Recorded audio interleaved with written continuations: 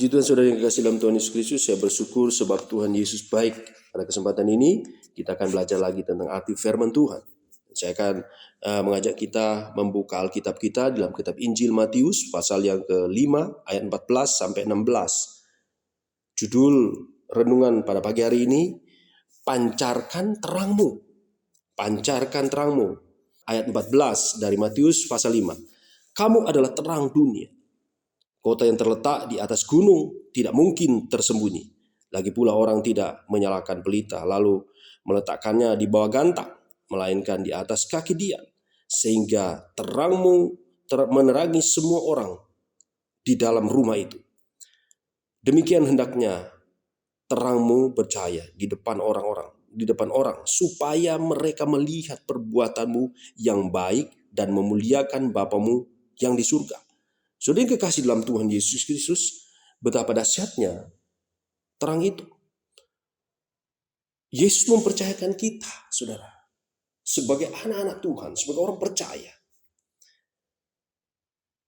Di dalam khotbahnya di sini, di bukit, pada waktu itu dia menyatakan bahwa kita ada terangnya, adalah terang dunia. Dia menyatakan kepada kita, kita adalah terang dunia. Kita bagaikan kota yang terletak di atas gunung, yang tidak mungkin tidak terlihat. Dengan kata lain, kehidupan kita sangat transparan, sangat akan kelihatan. Semua orang akan melihat kita, siapa kita, bagaimana tindak tanduk kita, apa yang kita lakukan. Orang akan melihat, tidak ada yang dapat disembunyikan dari kita sebagai orang-orang percaya. Dan diberkata di sini ayat 15, lagi pula orang tidak menyalakan pelita lalu meletakkannya di bawah gantang, melainkan di atas kaki dia, sehingga menerangi semua orang di dalam rumah itu. Saudara perhatikan di sini kalimat di bawah gantang. Yesus mau supaya terangmu terpancar. Jadi kehidupan kita bukan rutinitas kita setiap hari yang hanya berada di bawah gantang organisasi gereja, yang hanya berada di bawah gantang sebuah gereja, sudah tidak. Rutinitas gereja yang setiap hari itu saja. Tuhan tidak mau itu saja. Tapi Tuhan mau kita berada di atas kaki dia, di atas gunung yang tinggi. Kita harus keluar untuk menyebarkan apa yang Tuhan mau. Untuk mendatangi orang-orang yang tersesat. Orang-orang yang butuh bantuan, butuh terangmu. Supaya apa dikatakan di sini? Kalau dia ada di bawah gantang, tidak mungkin terangmu terpancar, melainkan di atas kaki dia. Sehingga dikatakan di sini, sehingga menerangi semua orang di dalam rumah itu. Dengan kata lain, siapapun yang akan melihat di luar sana, terangmu begitu bercahaya. Bagaimana kita bisa keluar dan mengekspresikan, pancarkan terang kita?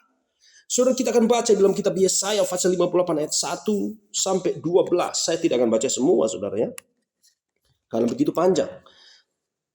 Ayat 1, 58 Yesaya ayat 1 dikatakan di sini, serukanlah kuat-kuat, janganlah tahan-tahan, nyaringkanlah suaramu, bagaikan sangkakala, beritahukanlah kepada umatku pelanggaran mereka, dan kepada kaum keturunan Yakub dosa mereka. Saudara perhatikan, dikatakan serukan. Terang itu harus kita serukan, kita harus wartakan, kita harus beritakan, kita harus pancarkan, kita harus bicarakan, kita harus omongkan kepada orang-orang yang dikatakan di sini yang melanggar, ya,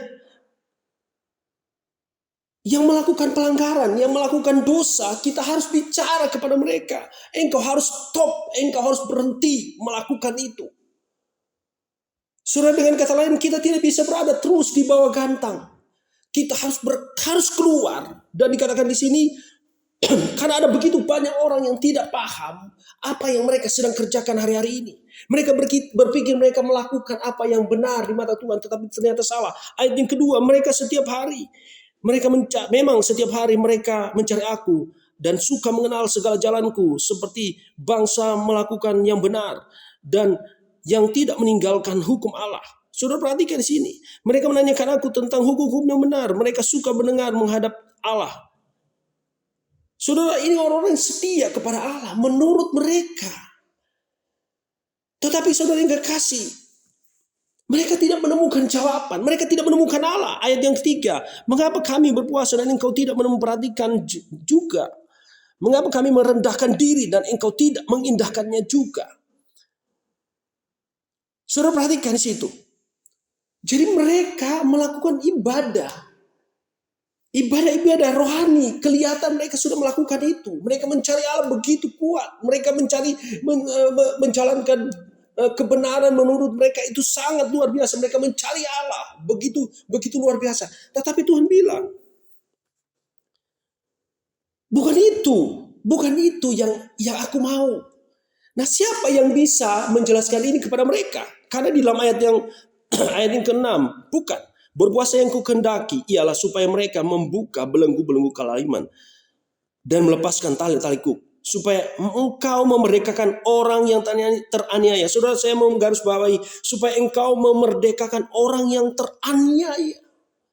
Saudara, mereka kehidupan mereka kelihatan sangat rohani. Mereka mencari Allah, mereka mempelajari kitab-kitab Allah. Tetapi mereka hidup dan dikatakan di sini di dalam belenggu kelaliman. Mereka diikat oleh tali-tali kuk.